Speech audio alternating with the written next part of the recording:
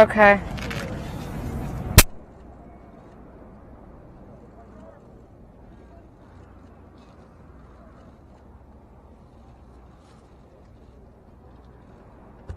Good morning. Today's not any easier than yesterday was. All the victims' families have been notified. We will be releasing a list of those that lost their lives yesterday. It will be released throughout PIO in a very short period of time. But all the families have been notified. Our detectives worked through the night on this very daunting and challenging task, but it had to be done. It was the right thing to do, and they worked tirelessly. This community is hurting right now. There's going to be a lot of conversations over the next couple of days and weeks, and I'm going to be very animated about what I think this country can do to possibly prevent these tragedies in the future. Today's a day of healing. Today's a day of mourning. The suspect is in custody. He will be appearing before his first magistrate today at 2 p.m. at Broward. This morning, we've begun working with the FBI, and you'll be hearing from the special agent in charge of the FBI, Rob Lasky, in a few minutes. We're also working with the Florida Department of Law Enforcement under the direction of Troy Walker. We will interview every single student or every person in that school that possibly knew something or might not know they know something. They will be thoroughly debriefed, and we will make sure that we're able to prosecute this case. The suspect's been charged with 17 counts of premeditated murder, and law enforcement will do everything we can, the FBI, ourselves, to make sure that this person is convicted of all charges and that justice is served.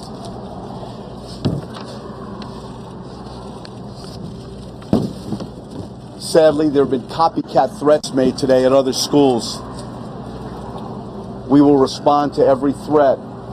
Every threat we receive, we will not classify it as a copycat or a prank call. We will respond in full and investigate it.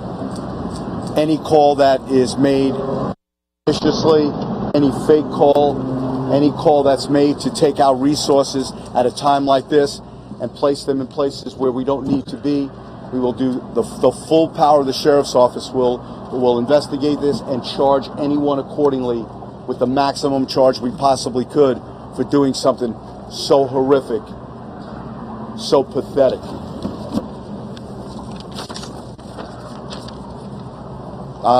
Governor Scott is going to come up and speak, and then you're going to hear from Special Agent in charge of the FBI. I'll return to the microphone and answer some questions. I think it's noteworthy that at our next press conference, I will be releasing a timeline based on investigation and video that we've captured as to what happened yesterday, and I'd like to take you through it in chronological order. We're not ready to do that at this time, but when we are, we will be back here and we will release that. Now I'd like to introduce Florida's Governor, Rick Scott. Thank you, Sheriff. I want to thank everybody in the Sheriff's Department for all their hard work to make sure this individual is, we have justice, and two, to make sure this never happens again. So I think everybody up here is going to say the same thing. Our hearts and prayers are with these families. The families that clearly lost a loved one, other families that have loved ones still in the hospital. I had the opportunity to visit with some of those families last night. And then also we want to make sure this never happens again. Next week in Tallahassee, I'm going to sit down with state leaders. We're going to have a real conversation about two things. How do we make sure when a parent is ready to send their child to school that in Florida, that parent knows that child is going to be safe? Number two, how do we make sure that individuals with mental illness do not touch a gun? We need to have a real conversation so we have public safety for our schools in this state. I've spoken with the Speaker, Richard Corcoran, Senate President Joe Negron. They're committed to provide the resources and have a real conversation about how do we make sure that we have public safety. I want to make sure that my children, my grandchildren, yours, everybody in this state can wake up and be safe. I'm going to stay here and do everything I can. I know all the state resources are going to do here. I know the Attorney General, everyone's going to work hard with the Sheriff's Department, the school district, to do everything we can to go forward. But the violence has to stop. We cannot lose another child in this country to violence in a school. There's many families grieving right now. We've got to grieve with them, mourn with them, but give them their space. There'll be a time that they'll want to sit down and tell their story, but right now, as you talk to individuals, and we went through this with the Pulse attack, they want their own time to grieve. So I want to thank everybody from the Sheriff's Department to FDLE to the federal government for everything they're doing, the school district for everything they're doing to keep people safe. I want to thank the Attorney General for the victim advocates that are coming down here to be helpful. Good morning. My name is Rob Lasky. I'm the special agent in charge of the Miami Division of the FBI. First of all, I want to express my heartfelt condolences to the victims, the families, the friends, the entire community who suffered this senseless and cowardly act. The FBI continues to stand by the Broward County Sheriff's Office, support them, and give them every resource they need to investigate this heinous crime. In 2017, the FBI received information about a comment made on a YouTube channel. The comment simply said, "I'm going to be a professional school shooter." No other information was included with that comment, which would indicate a time, location, or the true identity of the person who made the comment. The FBI conducted database reviews, checks, but was unable to further identify the person who actually made the comment. Again, as a native South Floridian, my heart goes out to the victims, the families, and friends, and the entire community. Thank you. I'd like to bring up our superintendent of schools, Ron Runcie.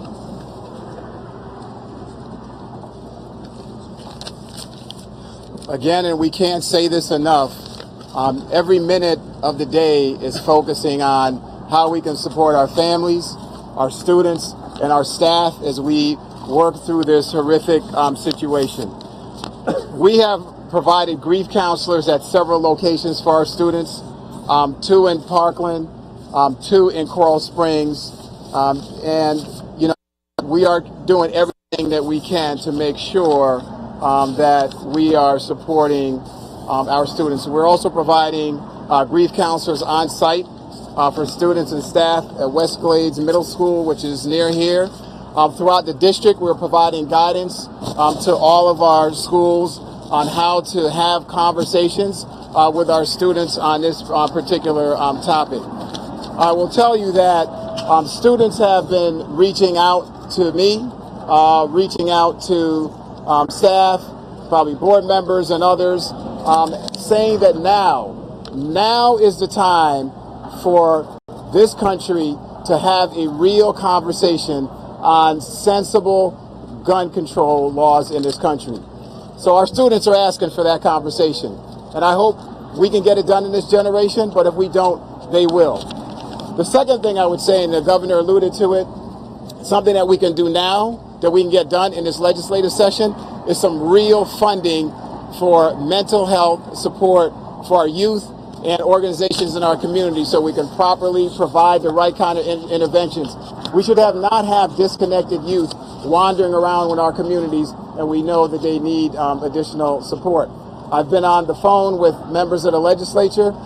They're going to work with the leaders there and the governor to substantially increase the amounts that are being put on the table right now for mental health services so we can have more counselors, more psychologists, more family counselors, caseworkers in our schools. It's absolutely needed. The last thing I would say is that there have been a lot of inquiries as to where individuals can provide support. I want to thank everyone in the Broward community and around this country for your continued thoughts and prayers, acts of kindness that we see minute by minute. There is a GoFundMe account that's been set up. As we talked about yesterday, there have been a lot of fraudulent type of activities set up out there, so we've worked to establish something that's credible. It's a GoFundMe account, Stoneman Douglas Fund it's called. Again, that's GoFundMe, Stoneman Douglas Fund. which folks can make contributions. Again, please keep our babies, our families, and this entire community in your prayers as we go through this healing process. It's going to take quite a while for us to be able to deal with this, but we're going to do everything we can every day, create the greatest amount of flexibility we can to make sure that we're supporting our families. Again, I want to thank our law enforcement agencies, Sheriff Israel, the FBI, the first responders. They have been incredible. And I want to acknowledge some heroes that have been in our schools. We had an athletic director, campus monitor, who responded immediately when there were signs of trouble in the school. Unfortunately, those two heroes gave their lives for our kids and probably helped prevent this from being a worse tragedy than it is today. And so we need to acknowledge the heroes that are in our schools every single day, our teachers, our educators, who are not only ensuring that our kids are learning and developing the skills they need to have a bright future, but they love them and treat them as if they're their own children, and they put their lives on the line every single day. And that's another thing that we need to do, is to figure out how we can better compensate and reward teachers in this, and not just give lip service to the quality of work that they provide. Thank you.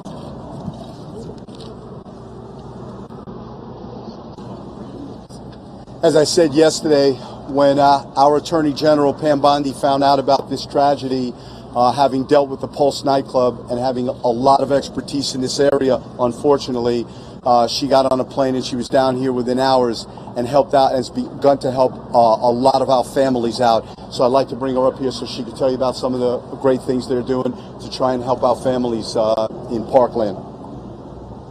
Thank you, Sheriff. Thank you, Governor. And thank you, Special Agent Lasky.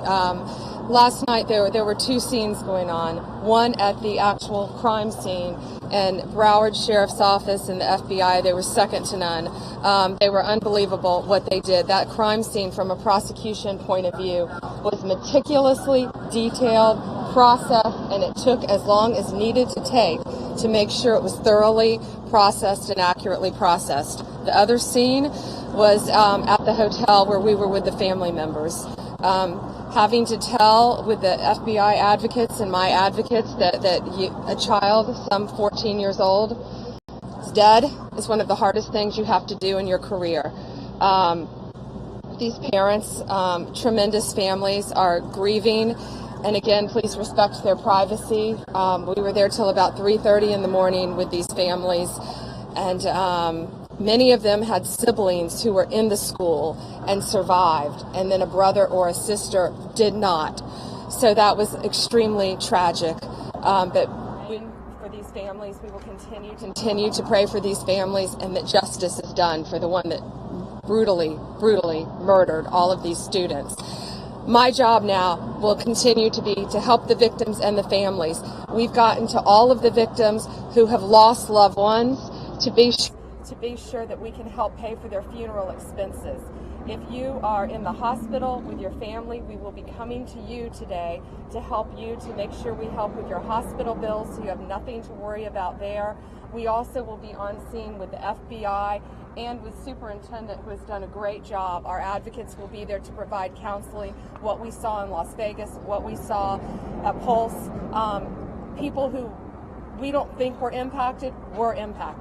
And so we're going to provide counseling for all of them. I was on the phone till about 2 a.m. with GoFundMe, and again, first thing this morning, it is safe to give to GoFundMe. They're pulling bad websites off constantly. They're monitoring everything. In fact, one of the top people at GoFundMe knew a victim. That's how far-reaching this is. So there's going to be one unified site. So please don't be afraid to give to GoFundMe, and all of these victims and their families will be protected. And again, Governor, I cannot thank you for your support. We've been on the phone constantly. He was here the second this happened, and I can't thank you, FDLE, the Sheriff's Office, and the FBI enough. And this is what you don't see around the country. You see teamwork. That's what happens in Florida, and that's what makes us very special. Thank you.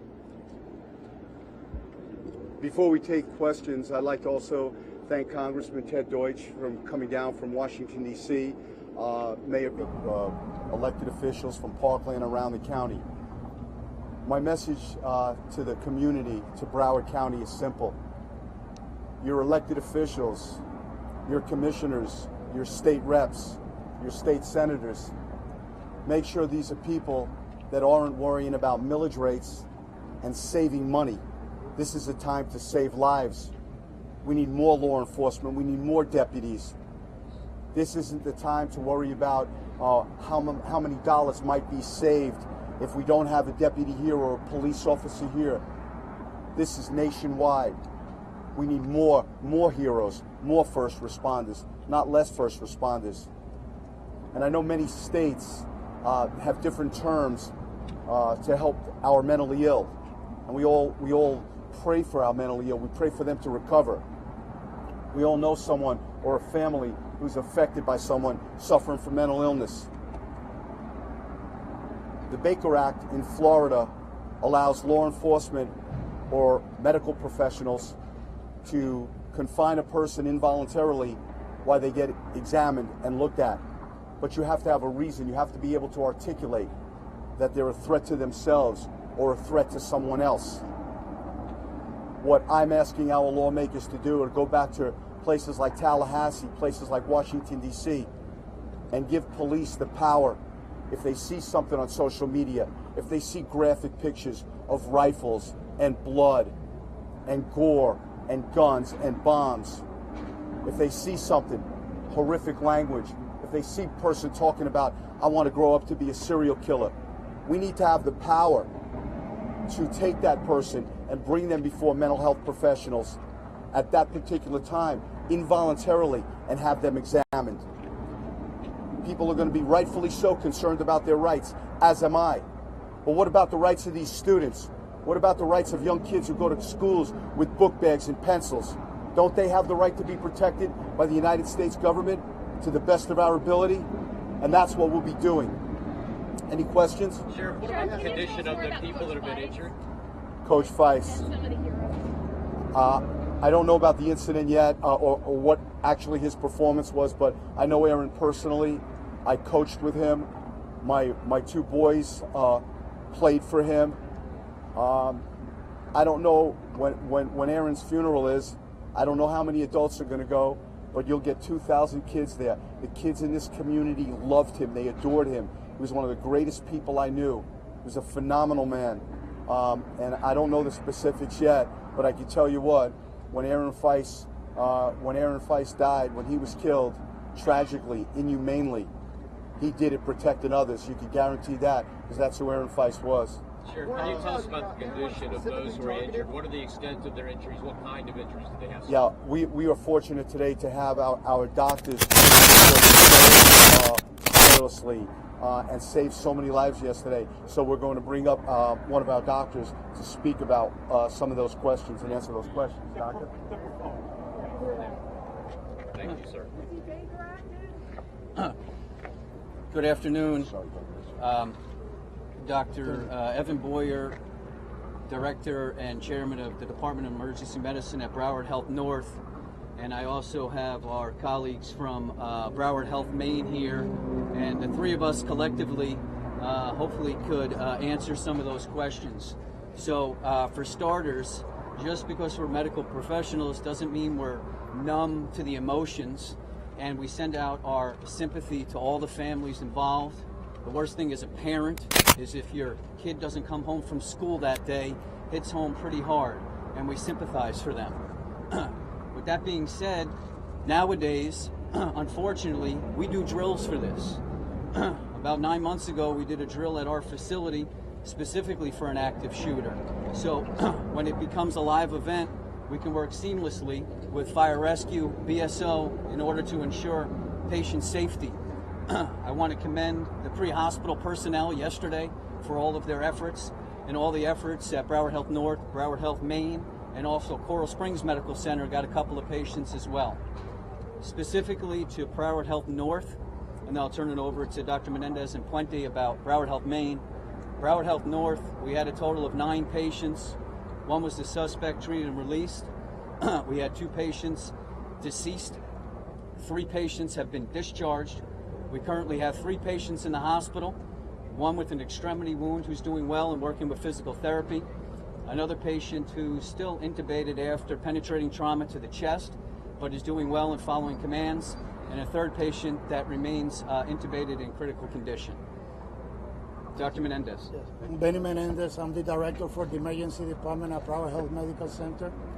So yesterday was a tragedy that we all as a team took care of all these patients. We, our facility, received 7 patients. Of the 7 patients, right now we have 2 patients that they are critical, stable condition. The other 5 went home or they're on the way home and they're, in good condition. The other 2 that they're critical, stable condition, I have Dr. Puente, who is the trauma surgeon who was dealing with them. So if you have any question about those, you can tell them. Thank you, Dr. Menendez. I'm Ivan Puente. I'm the Trauma Medical Director at Broward Health Medical Center. And unfortunately, this is becoming routine for us now. It's the second such episode that we've had in a year, which is very sad. And the first thing I want to say is that this second time around, just like the first time around, the first responders did a terrific job. And for those of you who understand what we do in trauma, time is of the essence.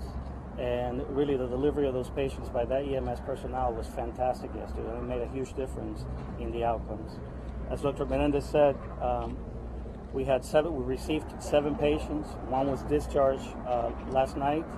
We had 1 that was in critical condition that went to surgery. We had 2 more stable patients that also require surgery. We have, there's still, out of the 6 still left in the hospital, we're hoping to be able to send home 2 of them today. But I expect that all of them will fully recover. I'll be happy to take any questions.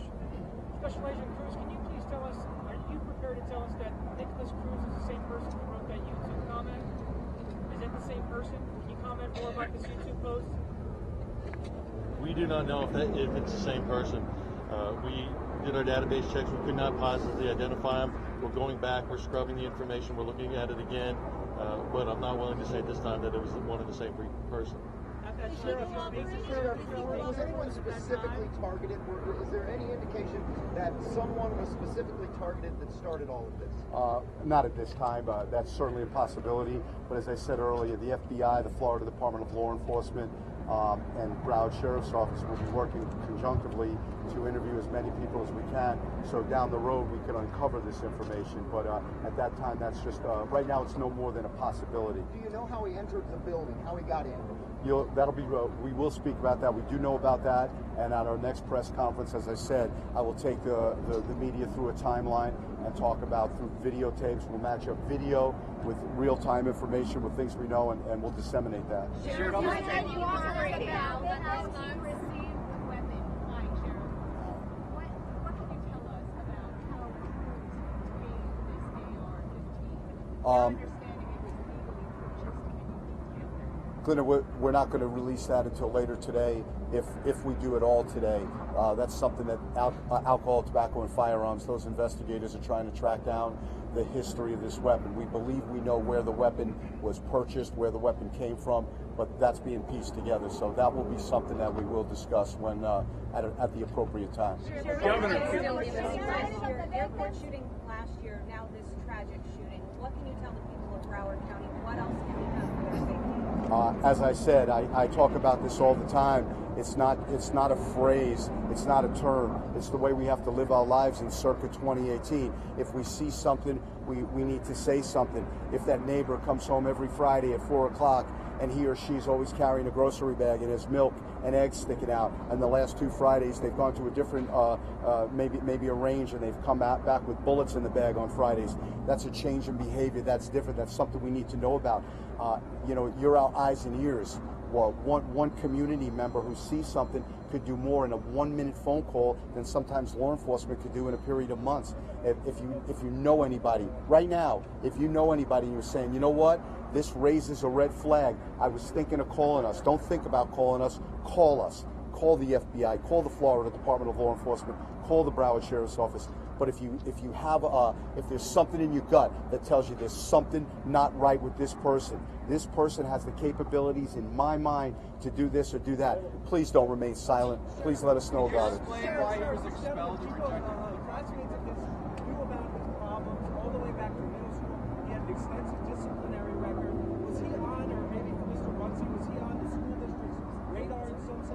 concerned about him because people have known him for years already, prior to his expulsion from the high school. How did he get back on campus? And why was he expelled? You know, as a school district, we have to protect the privacy of our students. So I can't go into much detail at all about the student's record and personal information. I will tell you that it was a former student at Stoneman Douglas. Because of issues that arose here, he was transferred to another school within the county. Was it a troubled school? What type of school was it? Again, I'm not privileged to provide that information at the moment, but it is a student that we have been providing supports for and recognize that there certainly were challenges there. The specifics I can't get into. As far as the student coming on campus, this particular individual came on the campus at the time of dismissal, and that is a fairly open time for the campus, and he entered the facility at that moment. So that's. The district was aware of it as a potential problem, as having a disciplinary record, as having been expelled, as having been enrolled in rehabilitation of schools. I mean, the district knew he was out there and that he had caused problems in the past, correct? So let me just say this: when we have students within our care in the district, we provide the services that we can provide them. This is bigger than just the school system. Our kids are out of our schools 2/3 of the time that they're up. We need a community-wide approach to helping our students with challenges and mental health concerns. And so, again, we've got to invest resources to make sure that we minimize the occurrence of this ever happening again, because if we don't, it's not a matter of if, it's going to be when. So, Sure, do you know if there was a psychological trigger? Was there a psychological trigger with this student for this event? I have no idea. Sure. Where are you guys processing the scene? There are some bodies that are still in the school. There's a medical.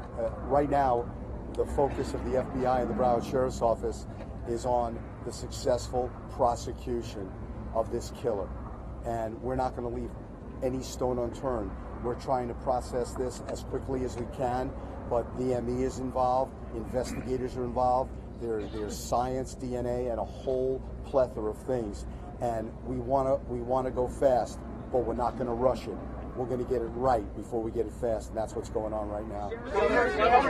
Does a real conversation about situations like this? Do students in the school know who to report concerns to? If they were concerned about a classmate, is there a protocol or a system or something? You'd have to. I'm sure there is. I mean, Did he cooperate? He wasn't enrolled in.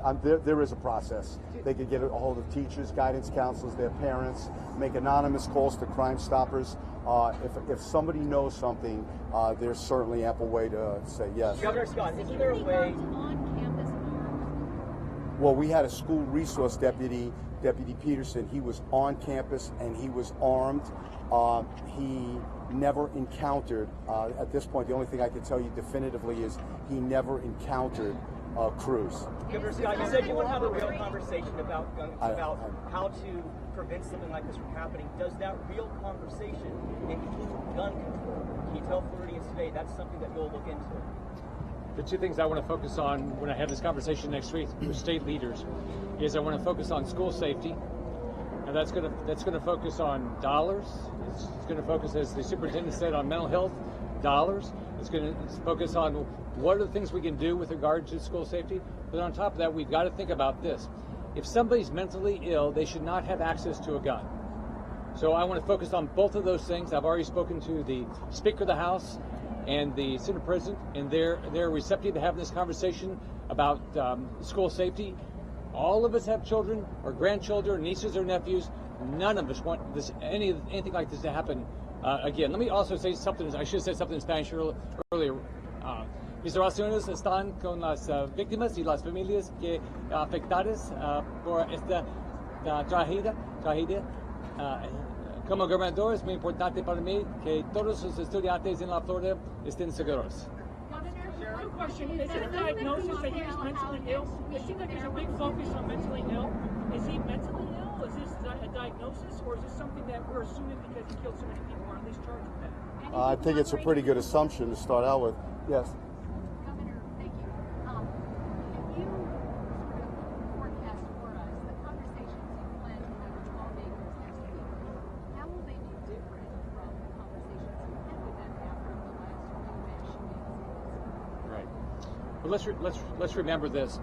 First off, Pulse was a terrorist attack, and after Pulse, I asked for money, and the legislature supported adding more counterterrorism experts through our Florida Department of Law Enforcement, and we did that. We, I think, added 46 additional counterterrorism experts, so we did that. In this case, what we have to think about is all of our schools have to be safe. It's as simple as that. How do we do that? It's going to be funding. It's going to be is there both for security, for mental illness, for counselors, things like that. But on top of that, we've got to say to ourselves, if we have somebody that's mentally ill, they can't have access to a gun. So, but look, I'm open to having a conversation about things because I don't want my children, your children, my grandchildren, your grandchildren, ever anything to go through like this. I don't want a parent to have to say, oh, I've got to teach you now when you start kindergarten that you've got to learn how to be careful about a shooter. That's not this society we all want to live in. I also we have out here today. I'm flanked by many of our school board members, our elected officials on the school board, Dr. Rosalind Osgood, Abby Freeman, Donna Corn, and a host of others. And we appreciate them being out here, and we're going to make sure that they're part of the conversations too, because they deeply care about their students and this community. So I'm glad to see them here today. A few more questions. And then what has Cruz said to you at this point? Yeah, we're not going to release anything he said to detectives. Special agent hearing over and over that if you hear or see something suspicious to report it. Right. If someone came forward to your agency with information about this suspect, what could you legally have done about the fact that he owned a gun? Well, if he legally owned a gun, we couldn't do anything about arresting him for having a gun because you used the word legally. But we could certainly follow up. We could certainly go to visit him, whether he legally owns a gun or not. If we think a red flag goes up and that there's something not right, and we think that this person has a propensity to do such a horrific act, I think police all over this nation need to be empowered to take that person and medically deliver him to a medical or her to a medical facility where they can be examined. Thank you for your time. We'll be back in about an hour. In 2017, did you talk to Cruz? What time?